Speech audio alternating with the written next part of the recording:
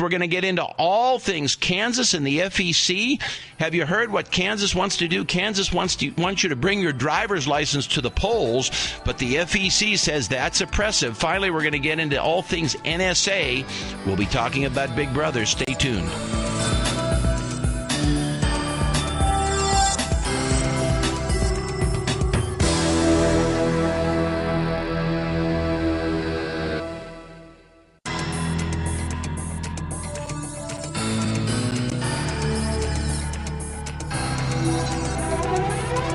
This is a universe where everything is depicted as a Washington Post political cartoon. Behind the Curtain with Jack Burkman. Well, coming up later in the show, we're going to get into all things NSA. Don't miss it. We're back to our Big Brother topic. Remember, I promised you we would be on this all year long in 2014. And if you've learned anything about Behind the Curtain, we keep our promises. We don't talk about something and then drop it like most of the media. You know that. Do you ever listen to these cable news channels? They just talk about a subject and then it's gone the following week. And you wonder where this commitment was to stay on it. We stay on it. Oh, but in just a minute, we've got this. There is a wonderful new ruling. In just a minute, we'll be joined by Amy Ridenour, chairman of the National Center for Public Policy Research, an all-around election and FEC, that's Federal Election Commission expert. Have you heard of this thing, this fiasco going on as with Kansas and North Carolina and other states? Have you followed this stuff? Oh, my goodness, it gets worse. Well, there's an FEC ruling this week that basically will block the state of Kansas. Now, you say, what has the state of Kansas done? The state of Kansas has this rule that if you show up to vote, you need something like your driver's license to prove your identity. You need a driver's license. You need a passport. You need some basic way to prove your identity that you are, in fact, that person. Of course, the FEC and the Obama administration believes that this is somehow terribly racist because, after all, only elite people have driver's licenses. Well, we all know what's going on. The Obama administration wants a bunch of illegal immigrants to vote and come in who are illegals and shouldn't be voting and aren't allowed by law to vote, and a bunch of other illegals and a bunch of people who voted 2 and 3 and 4 times in the same day to come in and vote. That's, of course, what this is about. But the FEC comes in with some convoluted ruling and say, no, you're interfering in a federal election. They claim their little jurisdiction, which is to protect federal elections, and they say, no, state of Kansas, you are interfering in a federal election by requiring people to have a driver's license. You terrible state government, you. Amy, welcome to the show. To be with you. You know, I'll tell you, this is a farce. I saw this. This is not getting very much coverage. I saw a few blurbs of this on some websites, but it's getting almost no cable news coverage, certainly no network news coverage. This is big stuff, isn't it? Yes, it is big stuff, and I have to assume that part of the reason it's not getting coverage is that it's fairly complicated, and it involves a federal agency, the Federal Election Assistance Administration, which actually has probably the most low profile of any federal agency out there. In fact, it's so low they may actually shut it down. And what it is saying basically is that every state in the union, although only Kansas, Georgia, and Arizona are asking, is illegal for them to use a voting form that requires the citizens in their state to prove that they are citizens before they vote. And there's a long arcane reason why they even have the authority to say anything at all. But that's what's under contention because Kansas is saying, Arizona's saying, and Georgia now is saying, no, you don't have that right. The federal government doesn't have that right. But it comes down to last year's Supreme Court hearing in Arizona and some more hearings going on in the federal government and the federal court system coming up. All right, I can understand why, if this were the Justice Department and Eric Holder, the corrupt bag man, just doing naked politics. I mean, I can understand when your bag man just comes in and does politics. I understand DOJ. But the FEC is supposed to have a certain measure of intellectual detachment from just the raw business of the Obama administration trying to get illegals to the polls. I mean, they're supposed to be a somewhat cerebral body, are they not? And yet, this. Well, yes. What we saw last year with the U.S. Supreme Court ruling in the Arizona case about, frankly, illegal aliens is that the Supreme Court said that the federal government does have the authority to decide what the voting form looks like for federal elections.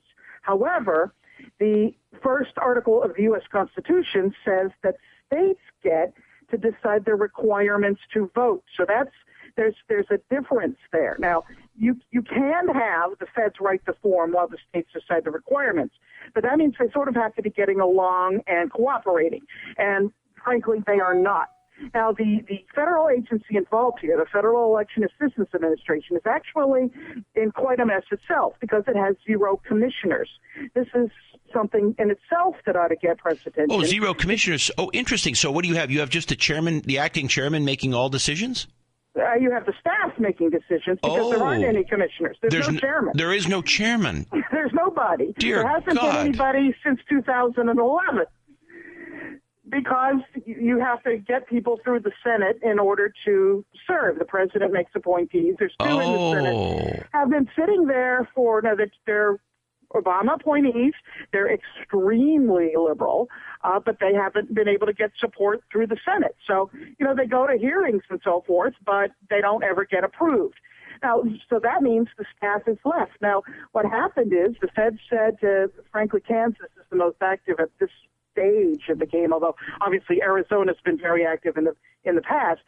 But what Kansas said was, guys, we get to say, see, Article 1 of the Constitution, we get to set the requirements, meaning the state legislature of Kansas.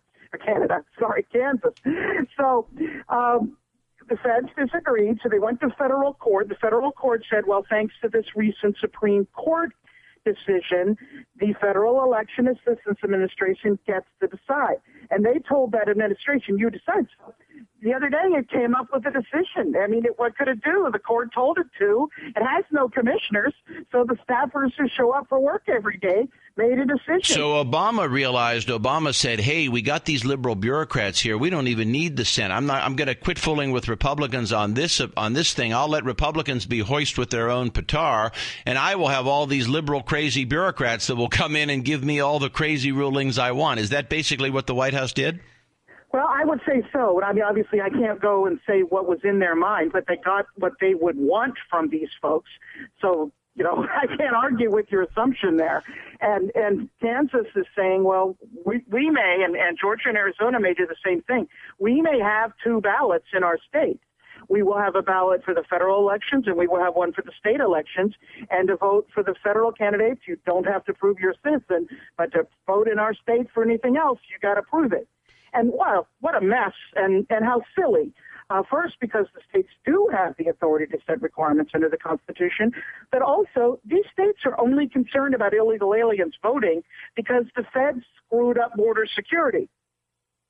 So what is the issue? Okay, so I understand this, but what is the issue? What I don't understand, how do they do this with a straight face? Don't some of these bureaucrats have at least some concern for their jobs? And their careers? Doesn't everybody have? Don't we all know that you have to have some form of ID when you go to the polls? I mean, what is their argument? What was the FEC's basic argument? Well, the basic argument is that it could be voter suppression, that people would be intimidated or they wouldn't be able to get their documentation together, or it would just be a burden to vote, and that is impermissible in their opinion. But it's important to note that this agency does not have the authority. I'm not even talking about the constitutional authority. I mean, even the legal authority to say exactly what these states can do. So they're giving an opinion because a federal court said, we want you guys to decide, but they can't enforce this on Kansas. It's a mess. It's really an interesting. So there's absolutely no enforcement. So is Kansas now prepared to simply flout this and move on? What it looks like Kansas is prepared to do is to have 2 ballots. One, if you say you're running for Congress, which is a federal election, and if you're running for governor, state legislature, sheriff, whatever, in Kansas, then it's a different ballot. And to vote in the Kansas ballot, you have to prove you're a citizen. To vote in the federal ballot, all you have to do is swear you're a citizen under penalty of perjury, which is what the federal standard is nationally. Boy, oh boy. Amy Ridenour, chairman of the National Center for Public Policy Research. Thank you.